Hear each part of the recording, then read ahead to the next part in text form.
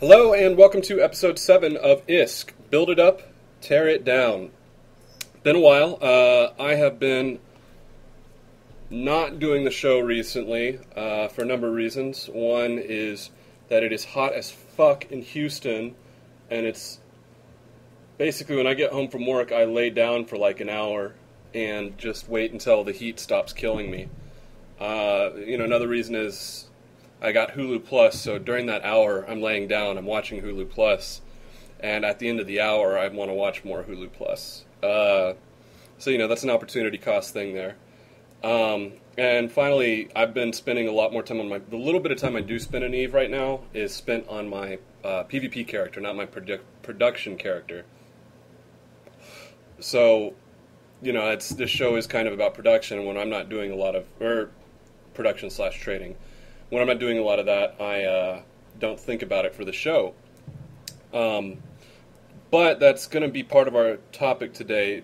The topics today are T1 production, Tech 1 production, what to do when you're going less active is another topic, and that's an important one, particularly with, if you're going to be trading regularly, you're going to go less active. Anyway, I'll talk about it when I get to it. And then there's a couple other things that, about some of the recent herf blurf that's been going on in Eve. Before we get started, though, I want to talk about a upcoming event. Ari Danica and Jason from Not a Lot of News have been putting a lot of effort into a meetup, an Eve meetup in Austin, Texas, which should be pretty damn cool.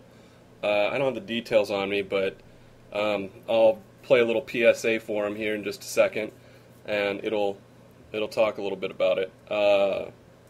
Should be fun. I've never actually been to an Eve meetup. There's a certain part of me that thinks that going to a meetup kind of takes it away from being a game and turns it into something else that's kind of weird. But, I don't know, I was listening to Voices in the Void recently, and, Danny was talking about or Aria Danica was talking about how she went to, there's actually an Austin, Texas meetup that happens regularly anyway, and they went to a Spider House, and then it started making me think about Austin, and I like Austin. Austin's a pretty cool town. Spider House makes shitty coffee, though.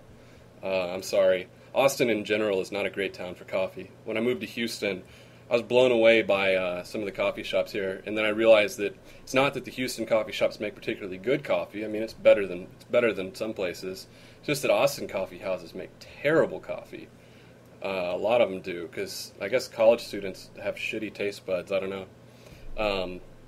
Thunder Cloud or Thunder Dog or something like that. There's one up on North Loop that's particularly good that I like, and Flight Path is another one I really like. They have good coffee, but Spider House serves them in these glass cups.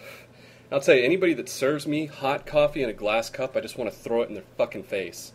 I mean, why would you serve a hot drink in a non-insulating cup? I don't understand that. Why? Why would you ever do that? Okay, well, I don't know. It's really hot here, so sorry if I go off on tangents.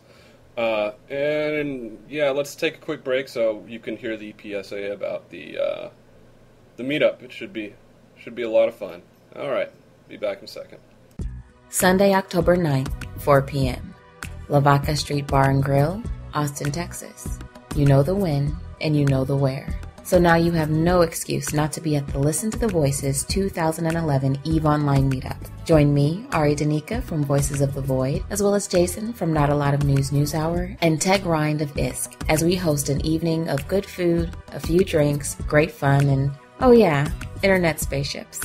We'll have free pizza, a few fun games with swag to be given away, and maybe even a few special guests. Make sure you RSVP on the Listen to the Voices 2011 Facebook event page to get your free piece of swag. See you there, Capsuleer. All right, and we're back. The first topic is going to be what I'm just going to call T1 production. The unifying theme in all of this is going to be any kind of production that is primarily mineral-based. And by primarily, I mean almost, let's just say, with some very rare exceptions, everything that you're building with is minerals. Now, the reason I'm focusing specifically on this as a type of production, and not including Tech 2 and Faction and all the other types of weird production that's out there, is that this mineral production, it's a lot easier to build a spreadsheet for. You have like 5 variable fields that you're entering. It's relatively easy to build a spreadsheet for. I saw a post somewhere about like, hey, I wanted to build a spreadsheet for trading, and what should I do? And the responses were all like, well, what do you mean? I mean, when you're wanting to build a spreadsheet for Eve trading, it needs to be for a particular purpose. Or a tool for Eve trading needs to be a particular purpose. And mineral-based production is a good purpose to build a spreadsheet. And it's also interesting because the same thing you're going to use to build the spreadsheet for mineral production, it's going to be the same thing you use to build the spreadsheet for reprocessing. It's very similar. It just kind of works in reverse. But the structure is almost identical. So that's another reason why I wanted to focus on that. And finally, I guess the other reason is that when you're just dealing in a small amount of input materials, it's a lot easier. And for reasons I'll talk about later, Tech 1 production can be something I really like when I'm in a less active place, because having less input materials means there's less stuff I have to monitor and less stuff I have to look at. Okay, so let's get into it. The first thing I want to talk about is Production Efficiency 5. Production Efficiency 5 is effectively mandatory for... Sorry, I'm drinking Red Stripe. It's really good. I like to get the big bottles, and you get them in the paper bag, and the paper bag will insulate it. But I can't. I always feel awkward asking for the paper bag, because then I feel like I'm like a homeless guy. This one time I went with my girl up to H-E-B, and I wasn't really paying attention to what I was wearing or looking like. And I was in like jogging pants and a tank top, and my beard was really, really overgrown, and flip-flops, and I looked pretty bad, and I'm going around like eating all the free samples, and she kind of scolded me and said that I looked like a homeless guy she had brought in off the street to get free food. Truth can hurt sometimes. Okay, what was I talking about? Production Efficiency 5. This is a skill you really have to have. It's pretty much mandatory. It affects the materials that are going to go into what you're building. If your material makeup, it cuts it by a percentage. I don't know what it is per level. And I don't know what it is because it's basically assumed you're going to have PE5. If you don't have it, you're losing, some percentage of your profits. And this kind of production is, in a lot of cases, very low margin. Maybe 5-6%. So if you're losing 5% of your profits because you have PE4. Excuse me. If you have PE4, why are you even doing this? There is an exception I'll talk about later to PE5, but it's very, very unique. Most Tech 1 stuff is not worth producing. There's very little reason to go build, 220 millimeter autocannon ones. Mineral compression is one reason, which we'll talk about in another show sometime, maybe, I don't know. But for the vast majority of these metal level 0 modules and things like that are almost never worth producing. And this is because it's either better or cheaper. Like the metal level 1 or that metal level 2 item is going to be substantially better and it's cheaper. And frankly, most people are going to be using Tech 2, if at all possible. So most Tech 1 is not worth producing, but that doesn't mean Tech 1 as a whole isn't worth producing. There is stuff that is definitely worth producing. One of the primary things in Tech 1 that is worth producing are ships. Ships can definitely make you money building ships. Now, ship production is tricky. Let me just say right off the bat, the ships you want to be focusing on are PvP ships. Why is that? Well, because they get blown up. If all you build are ships that are almost entirely used for mission running, they don't get blown up very much, so there's not much demand for it. Somebody buys one of them, and it's good for, like, ever. This is a problem that happened, I think, right before the Great Depression, was, they started coming up with all these fun new products, like,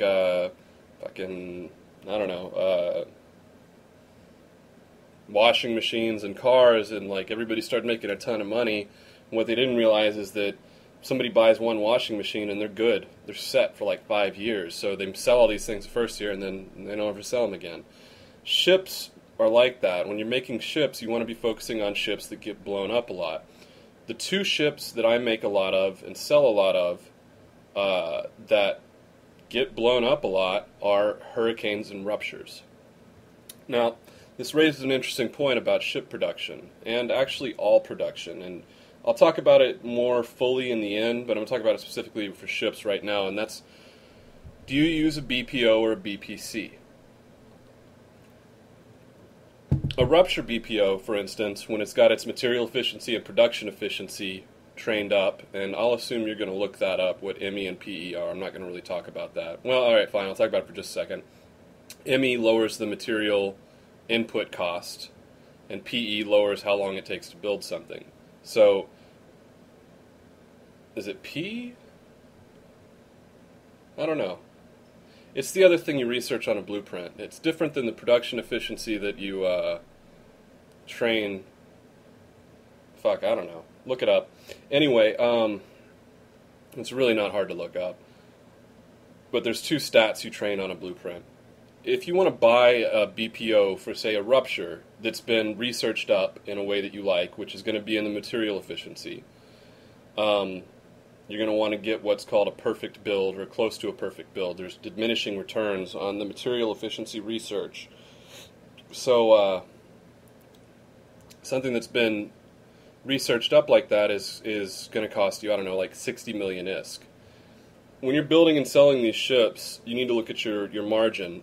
If I buy a BPO on that and I'm making a profit of like 500K to a million ISK per ship, I think it's probably about 500K, which is about a 10% profit, is what I average.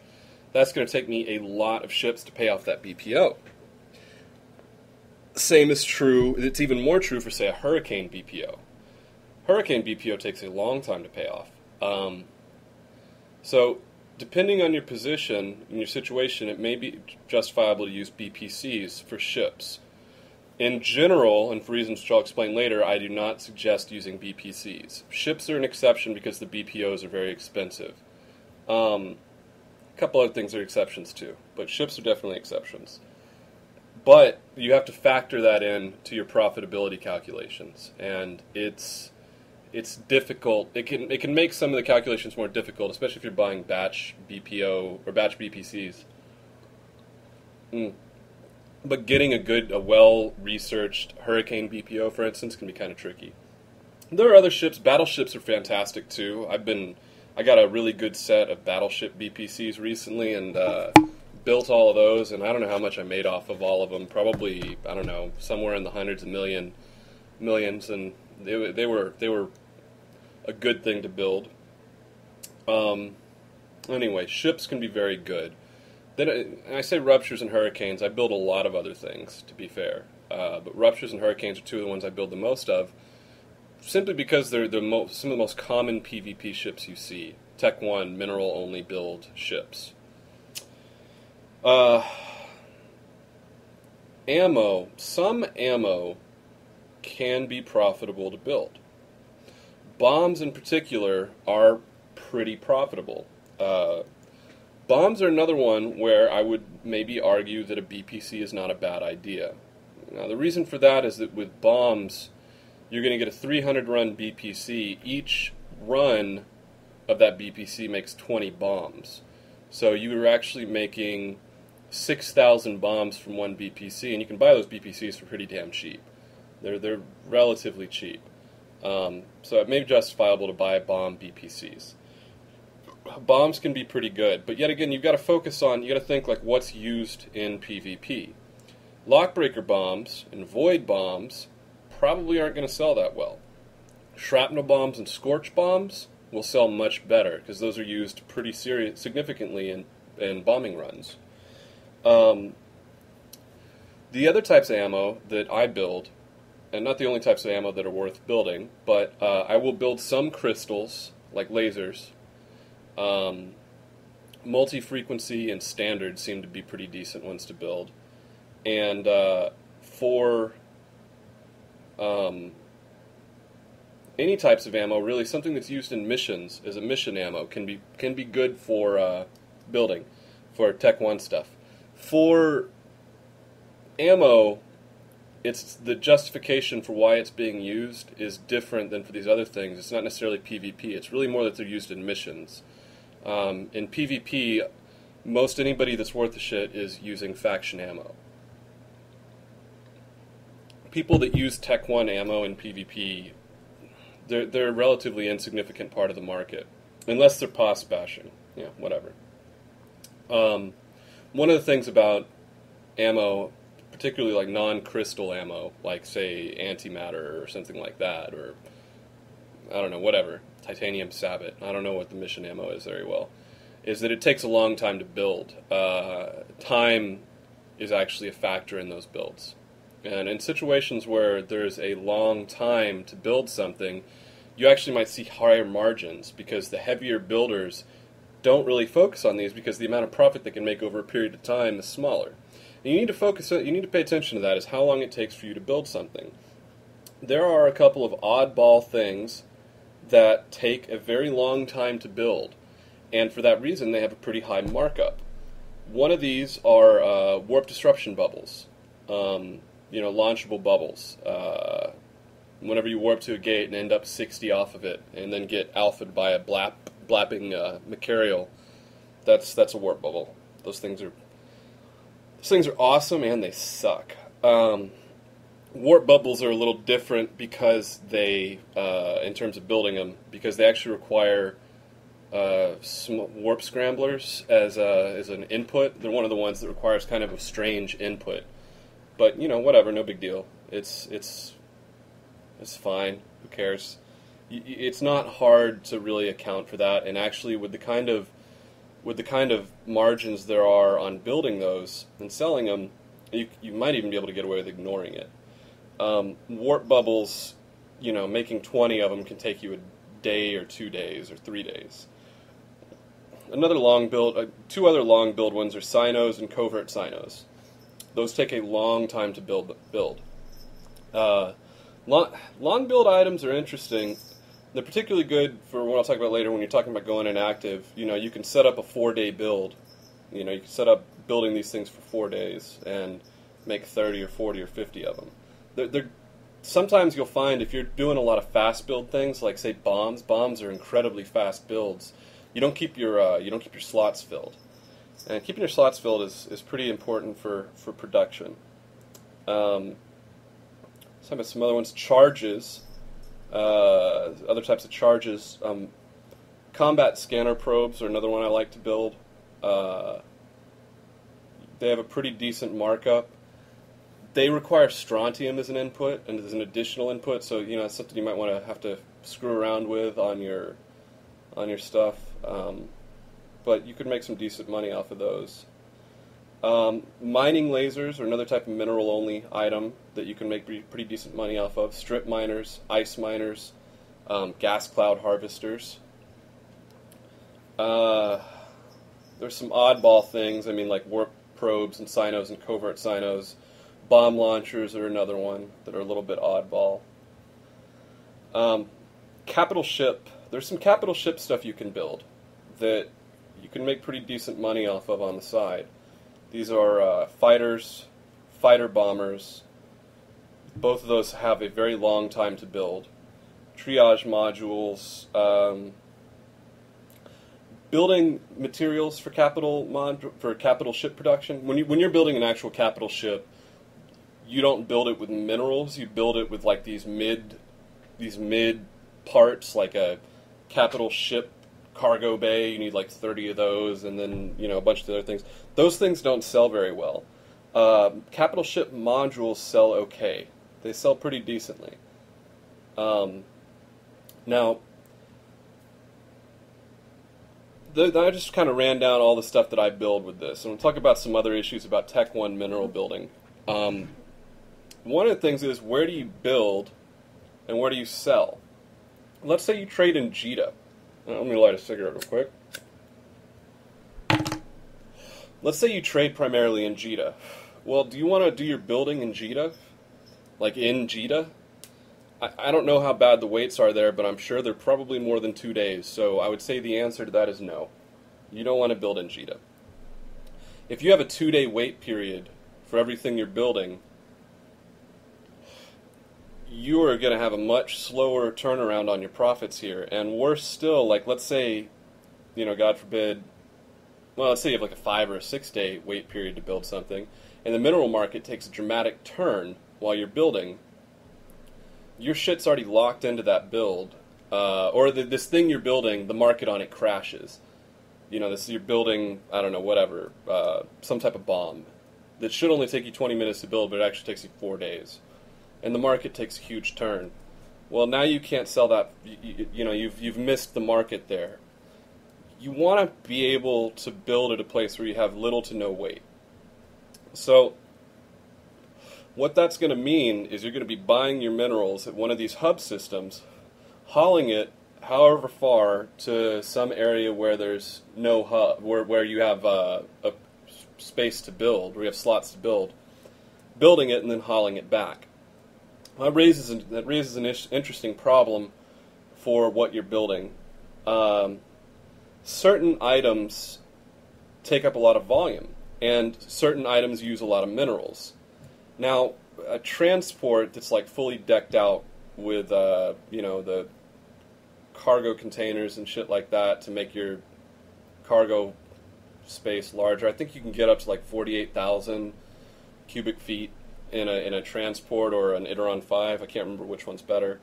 I think Iteron 5 actually is almost at where a transport is.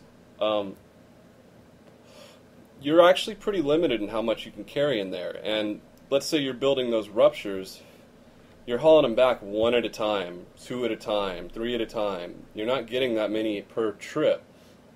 And if you're building battleships, you can't do this at all. Fighters take up like 3K in space, I think. They take up quite a lot of space.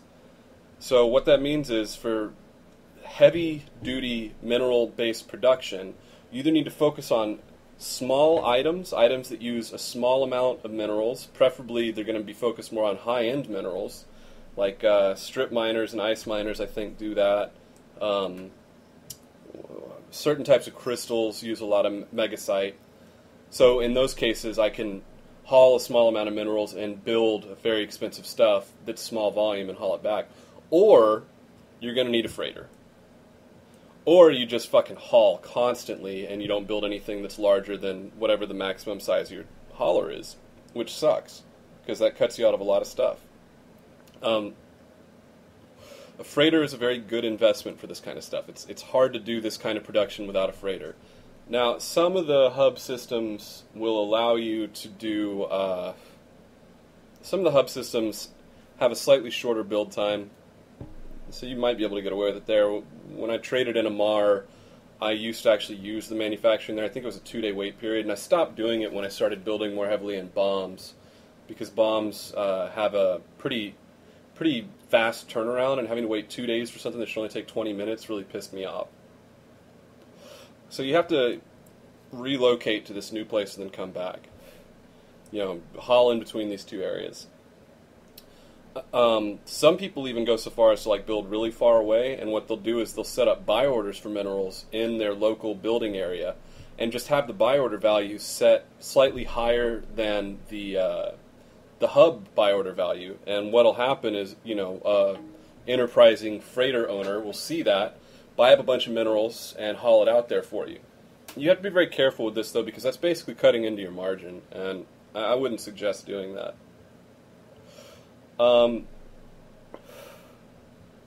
So that's Tehg Rhind production. There's not a lot to it really. It's a good place to start. Oh yeah, there's one other thing, and that's how many minerals do you buy. I try to limit how much minerals I purchase based off of. I try not to buy way too many minerals, because if you do and the mineral market takes an ugly turn, you're going to be in trouble. I actually kind of I pay attention to the mineral markets a lot, and when the market is low, I might buy in excess of one thing and, burn through it. But in general, I don't buy more than what's going to take me, 10 to 30 build slots to use in minerals. I usually don't. And I usually have blueprints of stuff that will, that could chew up minerals incredibly fast. Fighters, for instance, chew up a lot of minerals. So do bombs. Fighters are a long build time item. I don't know if I'd mentioned that. Another thing, let's talk about BPOs versus BPCs. If you're buying a BPC, you have to factor the cost of the BPC into your build. If you're buying a BPO, you kind of do and kind of don't. Depending on the BPO you're buying, if you know the item you're buying, and you can assume that you're going to be building this item pretty regularly, and you don't see any reason to believe in the near future that the price of this item is going to change, you can look at that BPO as being it's a relatively non-liquid asset, but you buy this BPO for $400 million and you build shit with it for some period of time. At the end of that period of time, you can still sell that BPO for $400 million. So that's your that's equity or whatever. I don't know. I think it's called equity, and you can still consider that part of your net asset value, which means that it can be justifiable to buy a Hurricane BPO, even though it's going to take you like 6 months to pay it off, because at any given point you could just resell that Hurricane BPO for what you bought it for. That's an important point. If you overpay, you can't do that. If you pay a reasonable price for BPO, you can resell it for what you bought it for, and you can just have those profits in the meantime. And you'll look at the price you put into that BPO as an investment, and your profits as, the return on that investment. So that's mineral production. I went through the stuff that I mainly build in just because, I don't know. There's some people that when they do, some people think that whatever they do in EVE is a secret for trading and stuff like that, and I think that's horseshit. Well, no, I don't know. It's not horseshit. If you're speculating, it's definitely not horseshit. But when you're doing this kind of production, if this kind of money making, if what you're doing is a secret, it's not it's not going to last. The stuff I make money off of because I do it better than other people. And because it's complicated. I mean, you can't do this without building that spreadsheet.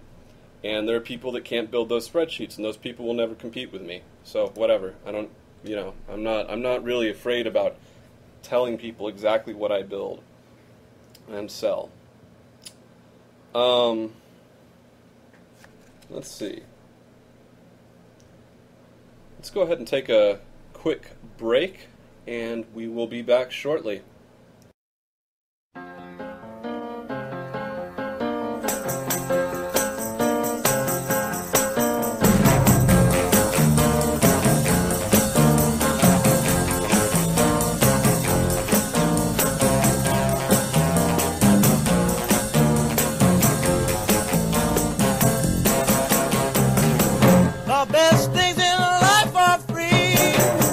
You can give them to the birds and bees. I need fun.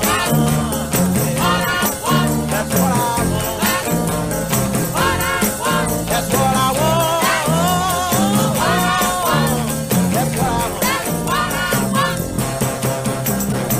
want. Your love give me such a thrill, but your love don't pay my bills. I need fun. That's what I want.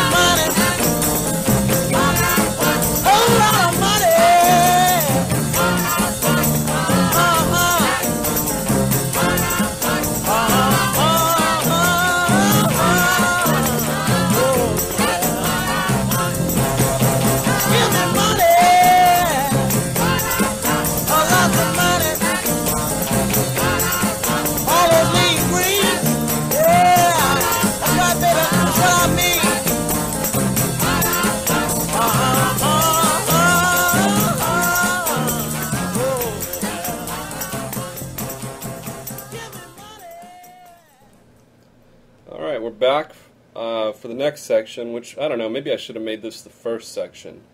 So I'm just going to call it Shut It Down. I almost wanted to title the podcast this, but then I realized that that's not cool, because then people are going to think I'm quitting, and I'm not. What we're going to talk about here is when you go... It's foolish to think, when it comes to making money in Eve, that you can be trading at the same speed and effort all the time. It's ridiculous. There are going to be times when you want to take a break and you don't want to be putting as much effort in. And the question is really, what do you do when you hit those points? Do you have the same strategy all the time? Maintaining the same strategy, trading strategy when you're really active and when you're not really active doesn't really make a lot of sense. Because when you're very active, we talked about this in the different types of trading show. There are some types of trading that are high active, that require a lot of effort, very high activity, and they're higher profit. And there's other types of trading that are very low activity, low effort, low risk, and they're lower profit. And really, when you're going into a more inactive state, you need to change your portfolio more towards this less active, less effort, less risk, but also lower profit state. And that's actually effectively what I've done recently. Now, let's talk about some of the specific things that are good for this time period. The first, and why I should have talked about this maybe before the production stuff, is mineral-based production, Tehg Rhind production. That's a pretty decent thing to do when you're in a less active state. Mineral production is good stuff because it's pretty low effort. You just got to buy your minerals, update your mineral costs every once in a while, make sure there's not like a massive swing in the mineral market, and you might want to focus more on some of the long build items like the Sinos and shit like that. But you do these less active. Tehg Rhind production is less active and might be better. Reprocessing trading, on the other hand, is a terrible thing to do if you're in a less active period, because the mineral market is going to adjust. It's not going to make these wild swings, but it is going to adjust enough that your reprocess trading buy orders are either going to get outbid. The only reason they will complete will be because the mineral market has swung to a point where that is a non-profitable buy order. So when we talked about in the trading show, some of the other stuff you want to do, some of the other stuff that falls into this is passive swing trading, and like low metal level items, like an anode to ion electron blaster, stuff like that. You have a couple hundred of these orders open, buy orders open, and then, every week or so you come in and you look at them, maybe adjust a couple. Now, there are a couple of things that I'm still slightly active with, because I'll log in maybe once every 2 days, but I only log in for like maybe 15-20 minutes. So during that 15-20 minutes, there are a couple things I'll be pretty actively looking at, and I change my portfolio to such that like there's maybe 10 items that are in the greater than 100 million ISK range, and that will profit me like 20-40 million ISK per thing, and I focus very heavily on those. And I'll occasionally get a trade and whatever, I'll sell them. Like faction ships. Oh, speaking of faction ships, let's go back to the mineral production. I said production efficiency 5 was mandatory for every type of production, not for faction ships. You could build faction ships with no production efficiency whatsoever and possibly still make a profit, depending on the ship. That's because the price of a faction ship is almost entirely based on the price of the blueprint. Once you get up to battleships, maybe 10% of the price is in the minerals. Like a Macarial, I think, costs like 90 to 100 million to build or something like that. So at that point, maybe you don't want to do it. But if you're like building Dramiels, you don't need production efficiency for that. It's just kind of an oddball note. Anyway, so you want to be focusing on this low risk, low effort kind of trading when you go into these less active periods. Don't ever put yourself in a losing position. Change your strategy. Have different styles for less active times. It's also a good idea, if you really have the wherewithal, before you go into one of these less active periods, is to go through and look at your orders and see which ones represent a more risky type of trading, and modify those accordingly.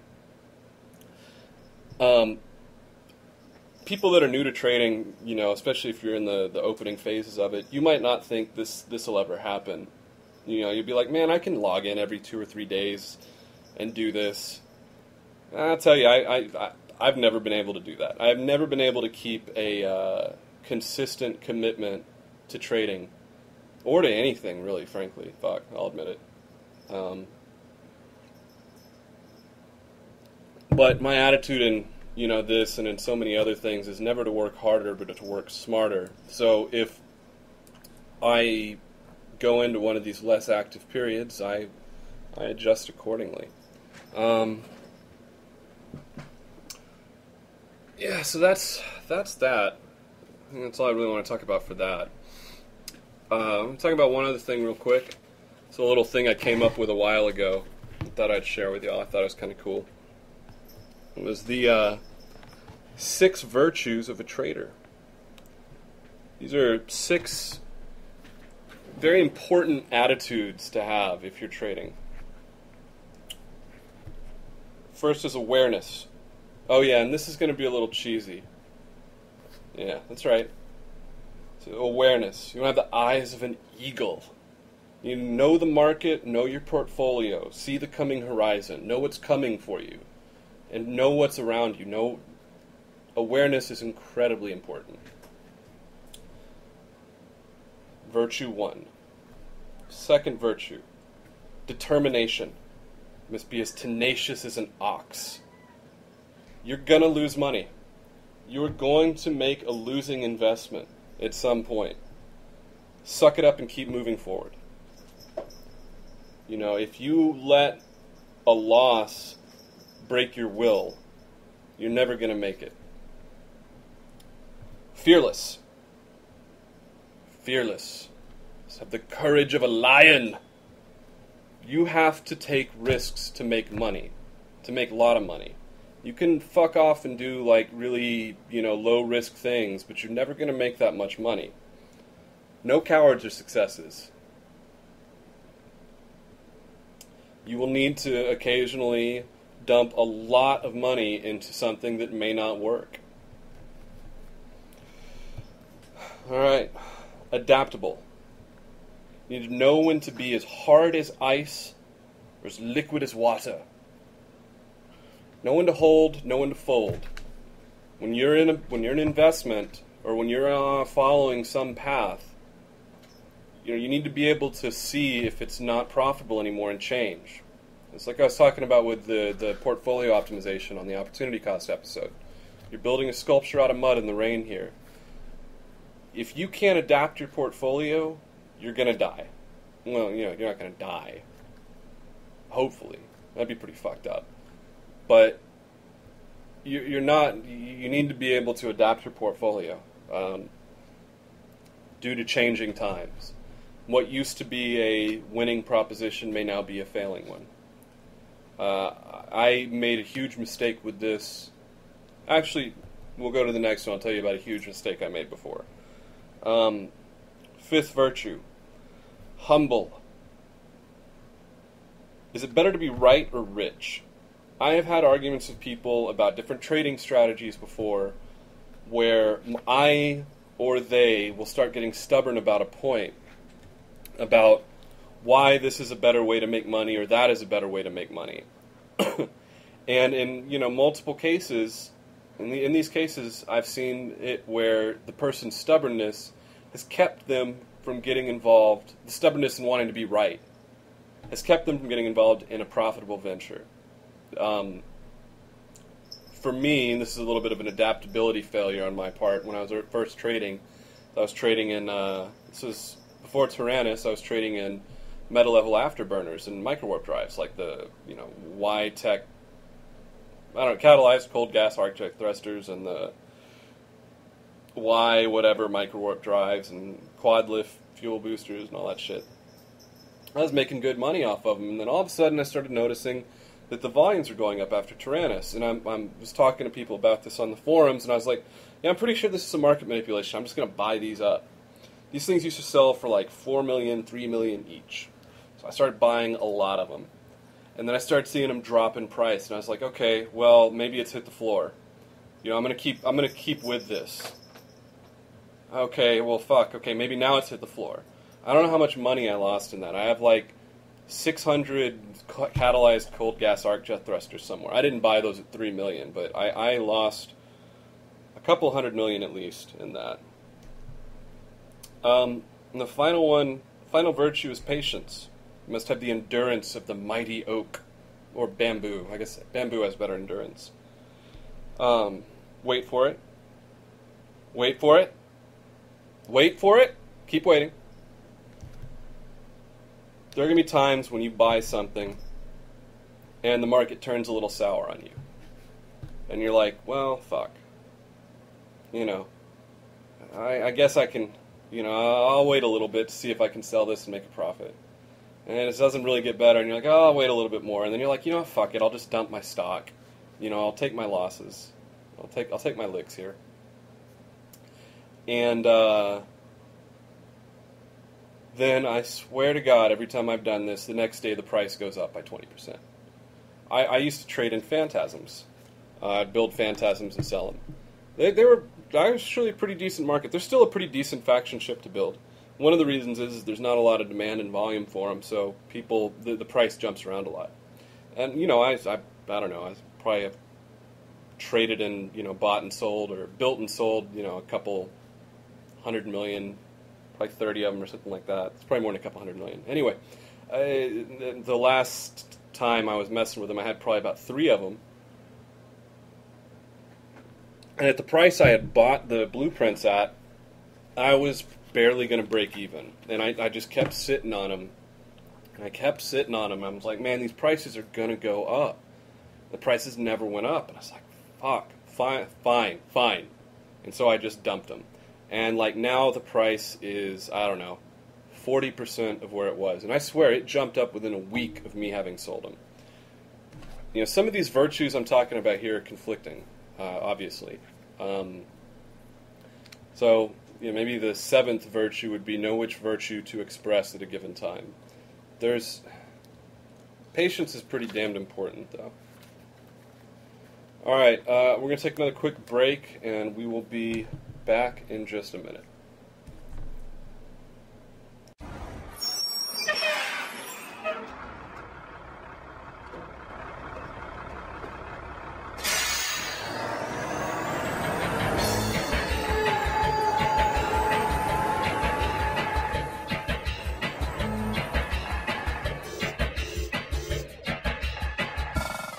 I got 2 pale hands up against the window pane. I'm shaking with the heat of my need again. Starts in my feet, reverbs up to my brain. There's nothing I can do to revert the gain. I'm looking down to the street below.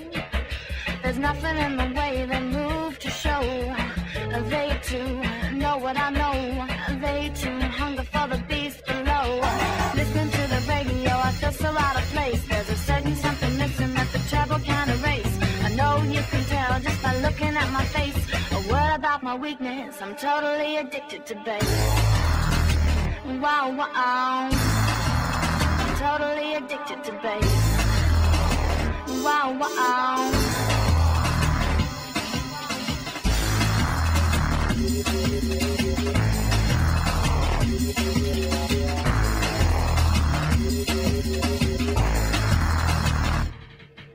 There's nothing I can do to be cool.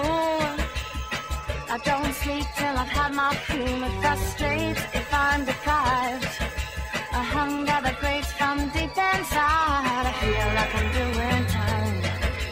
Imprisoned by dependence and the villain sublime. In my mind, I must overcome the need to define. Solitary silence of a faceless crime. Standing by the stereo, feeling so alone. My back against the speaker and I'm moving on my own. Surrounded by so many and they're staring at my face. They're picking up my problem. I'm totally addicted to bass. Wow, wow. I'm totally addicted to bass. Wow, wow. Your baseline is shooting at my phone. Wow, wow. Your baseline has got me feeling fine. It's filling up my mind. Your baseline is shooting at my phone. Wow, wow. Your baseline has got me feeling fine. It's filling up my mind. Sunrise at my window, I look down on the street. People I see everywhere are tapping their feet. Suddenly I realized in a look that I was wrong. Everybody's grooving to their own song. Down at the scene below, there's something in the way they move to show. They too know what I know. They too hunger for the beast below. Rhythms running over me to wash away my fears. To back me up humanity and sweeten my tears. There's something that's connected us down throughout the years. Don't need to feel so lonely. Everyone's addicted to bass. Wow, wow. Everyone's addicted to bass. Wow, wow. Your baseline is shooting at my phone. Your baseline. Your baseline has got me feeling fine. It's filling up my mind.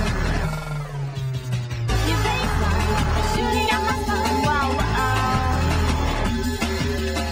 Your baseline has got me feeling fine. It's filling up my mind. Hey, hey. Your baseline is shooting at my phone. Wow, wow. Your baseline has got me feeling fine. It's filling up my mind. Your baseline is shooting at my spine. Your baseline.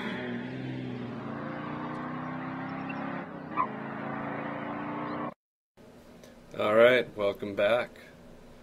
This is your host, Tehg Rhind, and we're ready for some hot lovin'. So call in. Wrong show. This next section just we're gonna talk about, a lot of the stuff that's been going on recently. I'm gonna say right off the bat, when you hear me use the word "you," don't take it personally. Anyway, there have been a number of events that happened recently that are of a fair amount of interest. The first is the $99 developer license issue. The issue, as far as I can tell, is a matter of poor communication and poor planning on CCP's part.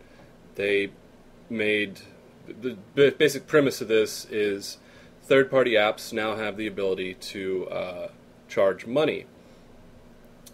But there is going to be a $99 licensing fee, an annual licensing fee. And this is what I took as the intent of it. Now, the problem was with how they announced this were a couple of interesting side effects. What they wanted was there were going to be two types of licensing, a free license and a $99 license. Anybody that didn't charge money, or ISK, could use the free license and use the API or Eve intellectual property, Eve IP. So what they inadvertently were saying when they said that, I'm going to say inadvertently because I don't think, I'm a big believer in intent. And granted, when it comes down to it and they write a contract, intent doesn't matter that much. But what they were saying with how they said this dev blog was that, first off, on the small side of things, anybody that's doing like a SIG, that sells signatures for ISK, or anyone that runs a kill board and takes ISK donations from their corp for their kill board is going to have to pay a licensing fee, a $99 licensing fee, which is a lot of money annually. It's not a lot of money actually. It's fucking nothing. But I don't know. For some people, it's a fair amount of money for a relatively small benefit to the guy. And that one, I don't think it was that big of a deal, but I can see why. I don't think it was that big of a deal because I think the intent was clearly not the intent. The other part was a bit worse, and that was that the pay for license was going to affect donation sites. Anything that survived off of dollar donations. That would include That would include Cribba's stuff, eFiles, eFsearch, I think, some of those things, and Dotlan, both of which survive off of donations to pay for the server load. And what CCP was telling him is, hey guys, now you're going to have to get another $99 every year, which is pretty shitty. CCP did not think that through very well, but I kind of understand why they would have said that in the first place, because I think there's a bit of gray area there, and legal gray area at least, because if they just say anything that uses donations only can use a free license, then what somebody's going to do is get a free license and then either do donation drives that will pay over and above the cost of their operational costs and actually make a profit, or they'll do some kind of mandatory donations to make money. But they'll call it a donation, so no big deal. It's like what the museum does. There's no such thing as a mandatory donation, but I don't know, whatever. I can kind of see why there was a little bit of gray area there, but CCP really fucked up its communication. Again, I don't know why this is an ongoing problem with CCP. We'll talk about that some more in a bit. However, the original intent of this, pretty badass, and I'll tell you why. For those of you that have been around for a while, you know about, oh, yeah, and then there were the guys that sell third-party apps but charge ISK for them. And one of these guys like threatened to stop all of his, accounts. And it was funny because he put himself in with Cribba and Dotlan. And everybody's like, who the fuck are you? Nobody knew who his stuff, nobody really knew what his stuff was, and nobody really cared, because his apps are all pretty shitty. Anyway, but let me tell you why this was a good thing. The original intent, at least, I think, was a good thing. For those of you that have been around a while, you'll remember a website called Eve Metrics. There used to be two websites for getting financial data, two big websites. It was Eve Central and Eve Metrics. And Eve Metrics actually pulled some of its data off of Eve Central, I believe. Eve Metrics was a trader's wet dream. It was far and away the best website for financial data in Eve I have ever seen. Like, period. It was amazing. And it eventually closed down because the guy who was running was like, look, I don't really play Eve that much anymore. The server load is costing me a lot of money, and I can't put ads up, and I can't charge people for usage. I'm losing money here. Why would I run this? He could have taken donations and could have kept the site up, but he didn't want to for whatever reason. He was just he didn't like the licensing scheme. And so we lost Eve Metrics.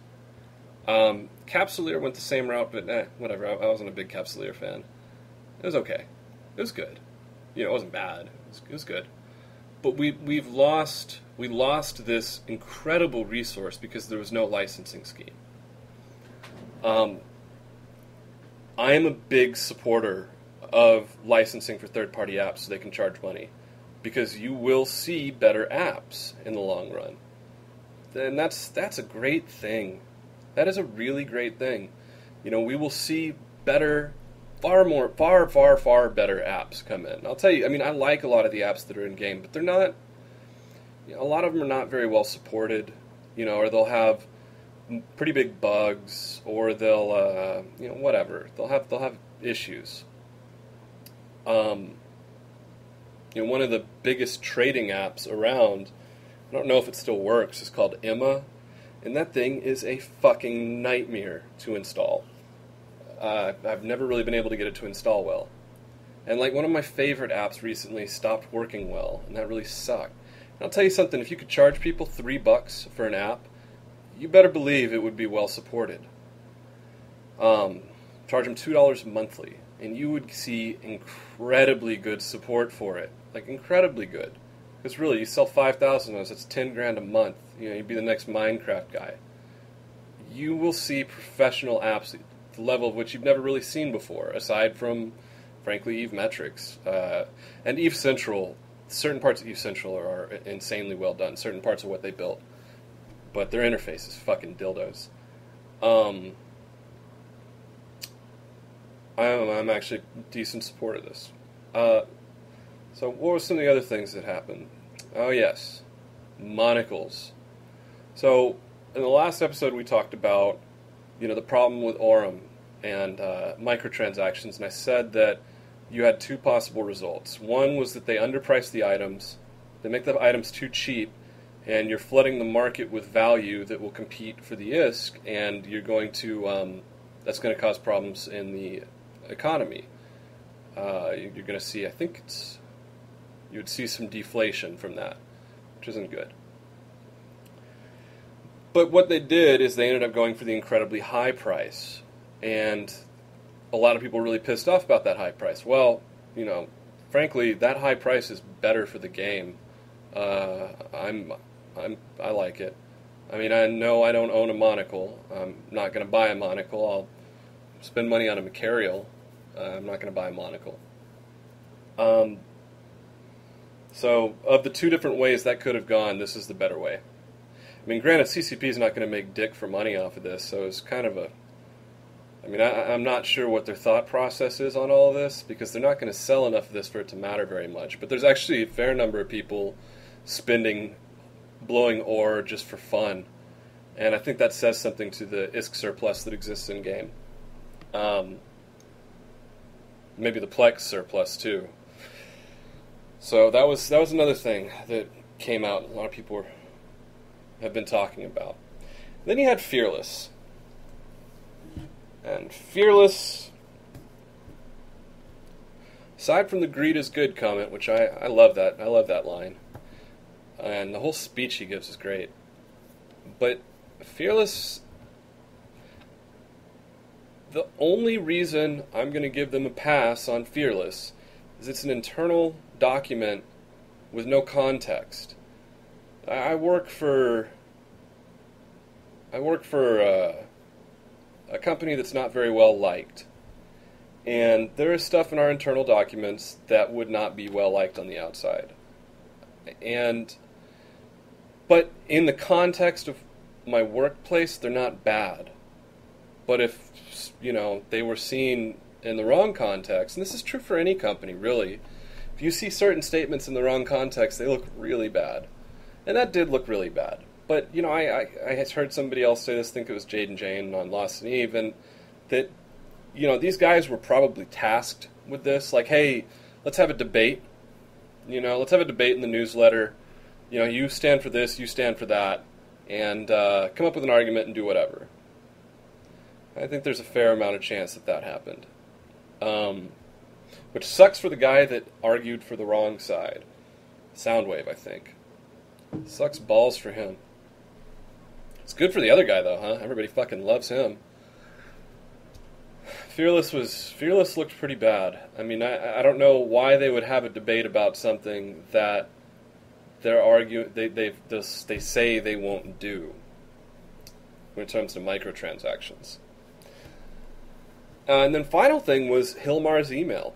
And, those two things back to back, Jesus, CCP, you got to get your shit together on your internal documents. I mean, having a CEO email get out like that is pretty fucked up. Pretty bad.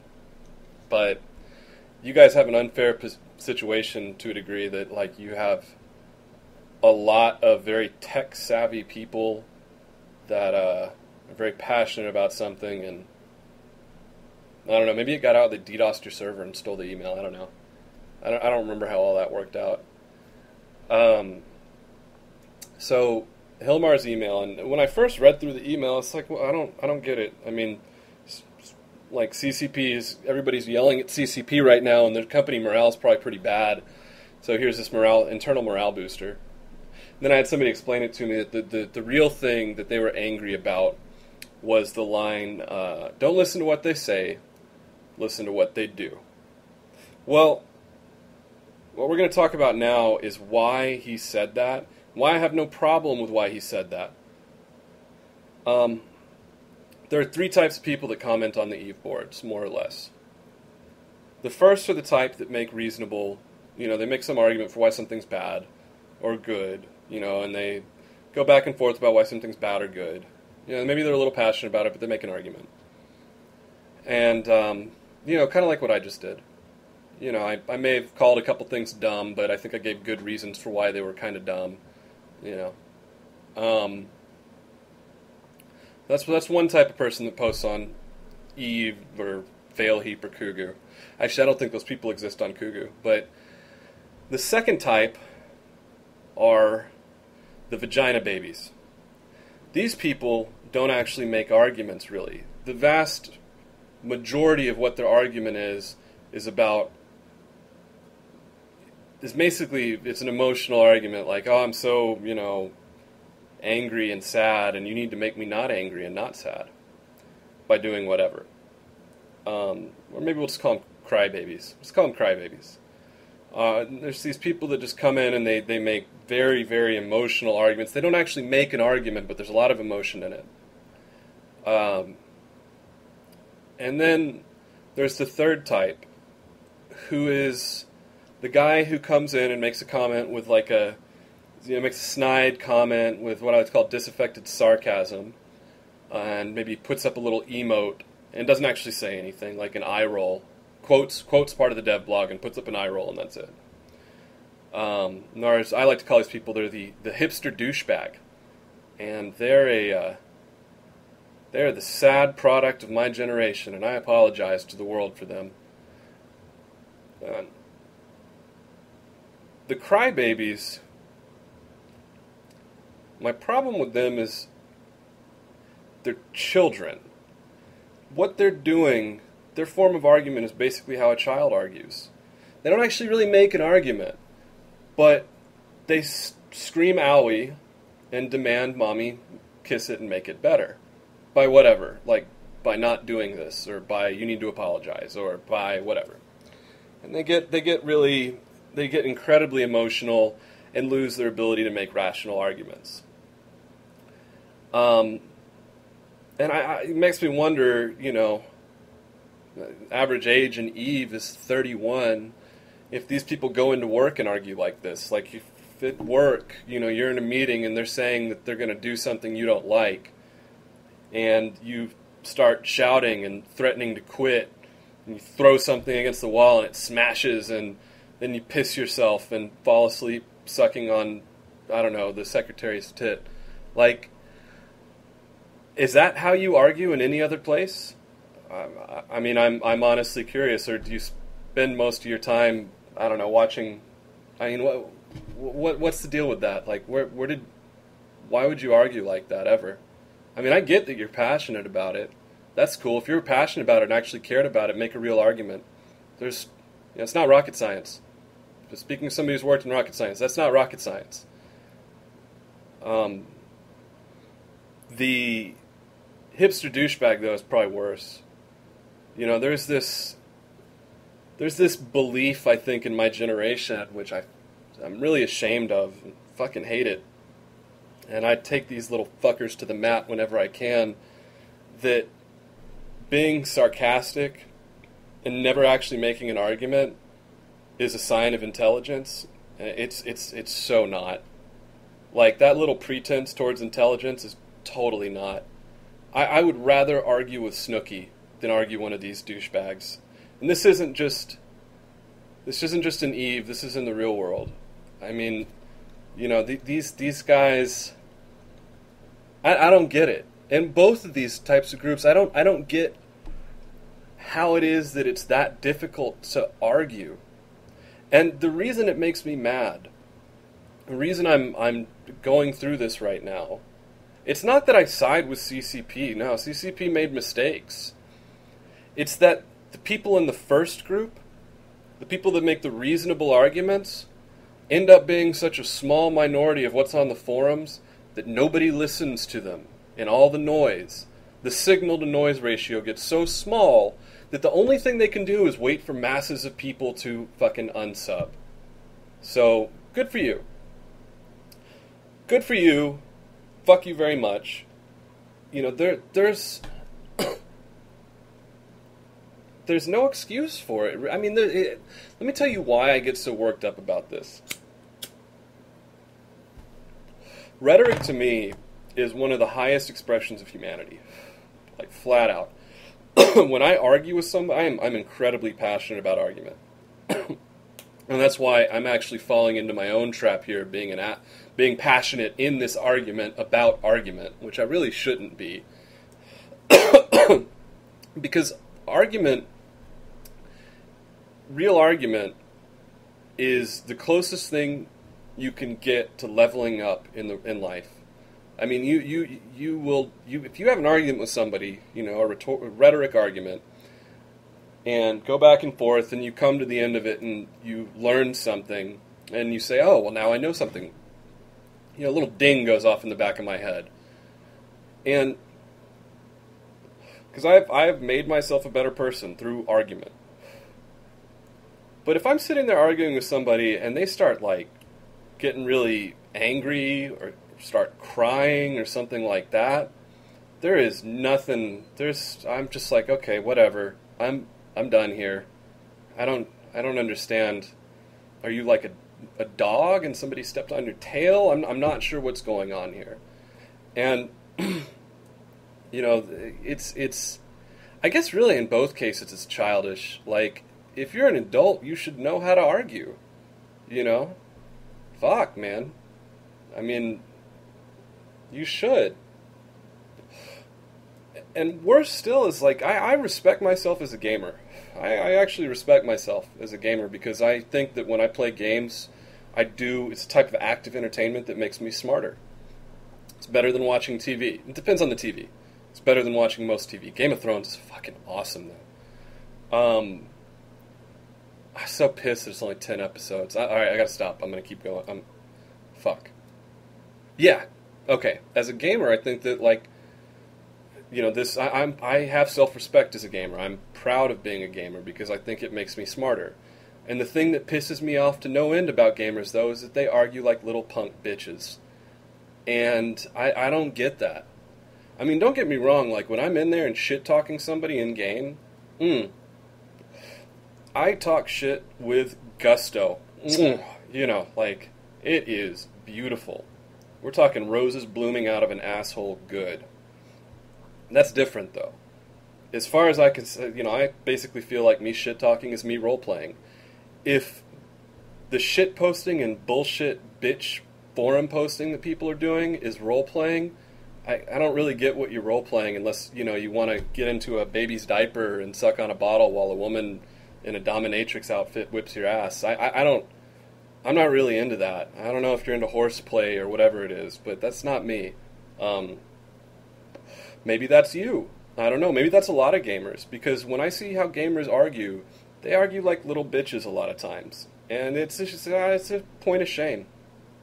The crybabies, they have this sense of entitlement that they have a right to be mad and not really make an reason for why. They don't make an argument for why they're pissed off. And one thing I've got to give, and I'll tell you, I don't white knight CCP. I really this has very little to do with Eve at this point. But one thing I will give them credit for is if people make arguments to me like that, I'll quote a line from Reservoir Dogs here. If you're gonna act like a bitch, I'm gonna slap you like a bitch. Like, unless you're actually a kid, I'm not gonna slap a kid. But if you throw a tantrum and that's your argument, I'm gonna treat you like a child. And, maybe in some ways that's what CCP is doing. They're being, the over-accommodating mother for a spoiled brat. That makes me sad because, people should be better than that. The hipster douchebags, though, are worse, man. The people that make these little snide comments and don't make an argument, and look at everything in a condescending light. I mean, the crybaby's fine. They can't handle their emotions, and they're I don't know, whatever. They're repressed, and they were dropped as a kid or something. I don't know. But the hipster douchebags, they don't have a chance to get better, man. They've hit this point where, like, they think that that's the peak of the height of intellectual argument or something like that. And oh my God, man, seriously, just put them down. None of it's as bad though as the people that made like personal threats or comments. I heard somebody got banned from the game. And at first I was pretty pissed off about that. I was like, fuck, man, you banned him because he released some information. That's kind of fucked up. And then I found out why he got banned. I was like, oh, wow. Yeah, if you're going so far as to make a personal threat, Jesus Christ, dude, you need to go see a psychologist or something. Actually, you probably need to go get on lithium. Go to a psychiatrist. They'll prescribe that for you. I mean, I don't know what your parents did to you as a kid, but I'm sorry, dude. That's fucked up. Like, you were abused. And I feel bad for you. And, I mean, I actually feel bad for anybody that doesn't understand rhetoric. Argument is what makes us human. And that's part of the reason I'm taking such a strong tone on this, is that it's, yet again, I mean, I talk about Eve in a way, how it makes me better as a person, how certain aspects of it relate to real life, and this isn't the same thing, man. You know where you hear this shit in real life? Fox News and Pacifica. And those are the two of the worst places you can hear information about politics, period. You know, it's just a bunch of passionate arguments and snide comments. And nobody actually takes the time to make an argument or understand their opponent's side or anything like that. They just want to feel entitled. They feel entitled to an opinion. You get to have an opinion, but you don't have to justify it. That's not right, man. You know, the truth of the matter is, and I'll end it on this. The truth of the matter is, you will only ever get what you give when it comes to this shit. What are we supposed to do after all that we've been through? When everything that felt so right is wrong,